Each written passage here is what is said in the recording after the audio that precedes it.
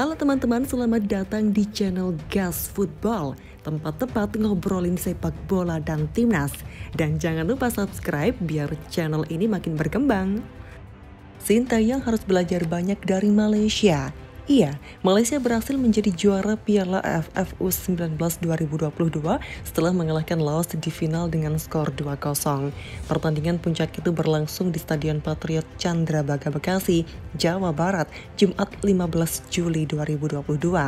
Torehan ini membuat Malaysia mengoleksi gelar juara 2 kali setelah mereka dapatkan pada tahun 2018. Torehan ini membuat Malaysia mengoleksi gelar juara 2 kali setelah mereka dapatkan pada tahun 2018. Usai pertandingan, pelatih Malaysia Hassani Sazali justru menyinggung persiapan timnas tuan rumah Indonesia yang gagal lolos ke semifinal. Sazali mengatakan sebenarnya persiapan timnas Indonesia lebih baik dari tim pesutannya. Khususnya, Indonesia sempat melakukan pemusatan latihan di beberapa negara dan tampil di ajang Thailand Cup 2022. Kami juga membuat persiapan yang rapi. Saya rasa kalau dibandingkan dengan persiapan Indonesia, mereka lebih baik karena juga melakukan latihan di Eropa sebelum turnamen, ujar Hassani Sazali. Dengan alasan ini, Hasan tertarik untuk menggelar laga uji coba melawan timnas U19 Indonesia.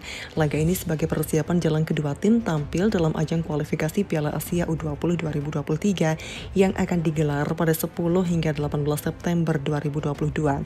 Menurutnya, laga uji coba ini bermanfaat bagi kedua tim untuk mempersiapkan diri tampil pada kualifikasi Piala Asia U20 2023. Selain itu, timnas Malaysia juga bisa sekaligus mengukur kemampuan timnya dengan melawan anak asuh Sintayong yang memiliki persiapan yang lebih baik. Ada baiknya sebelum kualifikasi AFC, mungkin kami bisa adakan suatu pertandingan uji coba antara Indonesia dan Malaysia. Saya rasa ada pengaruh positifnya dengan apa yang Indonesia telah pelajari, ujar Hasan Sazali. Lebih lanjut, PSSI mengasih izin kepada pelatih timnas Indonesia Sintayong untuk beristirahat. Sosok berpaspor Korea Selatan tersebut diperbolehkan pulang ke negara asalnya hampir 1 bulan. Keputusan tersebut diambil supaya Sintayong bisa menemui keluarganya, mengingat ia sudah hampir 1 tahun tidak berjumpa karena sibuk menangani timnas Indonesia di berbagai kelompok usia. Diharapkan setelah menghabiskan jatah libur, pikiran Taeyong lebih segar. Agenda padatnya sudah menantinya bersama timnas Indonesia dari berbagai level, yakni senior, U23 dan U19. Kalau nggak salah tanggal 20 Juli. Sebelum itu kami menggelar evaluasi dulu soal hasil Piala AFF U19, lalu malamnya dia berangkat, kata Ketua Umum PSSI Muhammad Iriawan kepada awak media.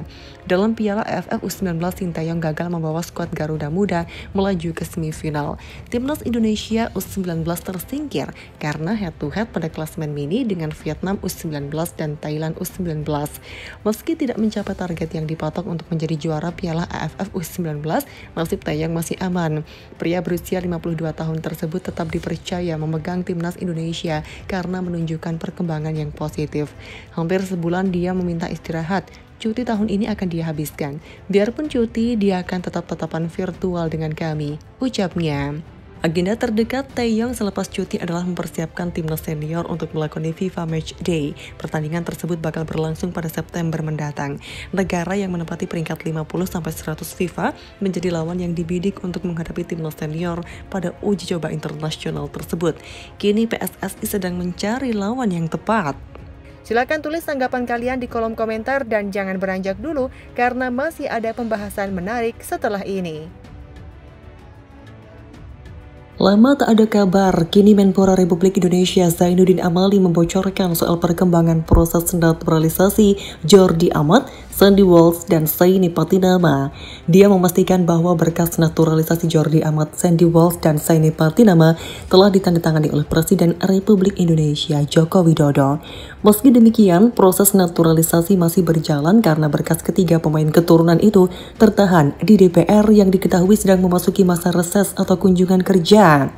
Saat ini masih menunggu karena DPR lagi reses, jadi kita tunggu selesai baru diagendakan lagi.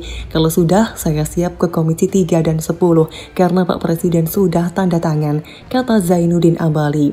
Pernyataan Menpora tersebut sekaligus menjawab rasa penasaran penggemar sepak bola tanah air mengenai lamanya proses naturalisasi ketiga pemain yang diajukan pelatih timnas Indonesia Sintayong.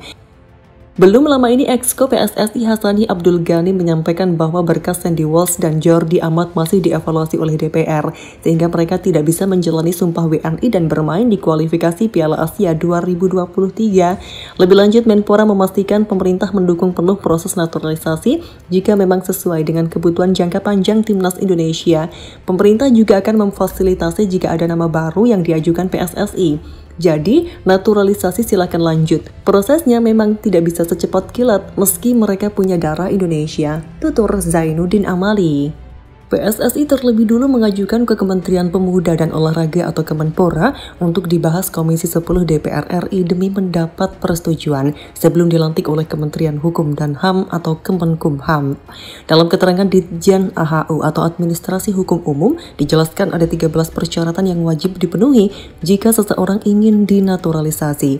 Baik Jordi Amat, Sandy Walsh maupun Saini Patinama telah menjalani beberapa proses naturalisasi seperti wawancara dengan Badan Intelijen Negara atau BIN dan lainnya beberapa waktu lalu di Jakarta.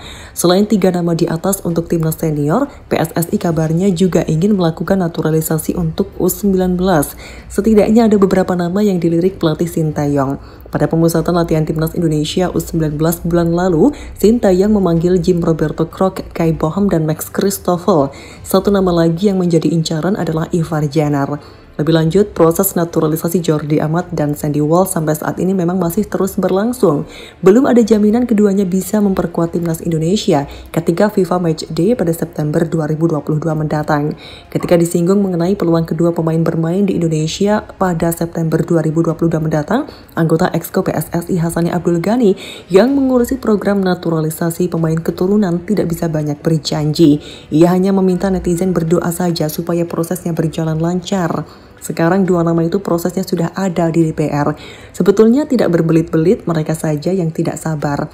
Kita berdoa bersama supaya DPR mengeluarkan rekomendasi agar nanti Pak Presiden mengeluarkan kepres, ujar Hassani Abdul Ghani. Saya harap September itu akan ada FIFA Matchday. Udah berani lagi saya ngomong. Mari kita berdoa bersama-sama semoga cepat selesai. Jadi FIFA Matchday pada September nanti mereka sudah dimainkan oleh Sintayong, Imbu Abdul Ghani. Setelah kepres naturalisasi Jordi Amat dan Sandy Walsh keluar, kedua pemain itu menurut Hassani Abdul Ghani juga tidak bisa serta-merta bisa dimainkan dalam laga resmi internasional. Pihaknya harus mendapatkan rekomendasi dari FIFA. Syarat untuk mendapatkan rekomendasi itu adalah adanya paspor yang sudah dimiliki Jordi Amat maupun Sandy Walsh. Hassani kemudian berbicara mengenai perpindahan Jordi Amat ke Johor Darul Takzim. Hassani sama sekali tidak mempermasalahkan hal itu, sebab ia tahu kualitas yang dimiliki Amat. Ia juga paham betul Sintayong tak main-main dalam memilih pemain keturunan yang akan dinaturalisasi.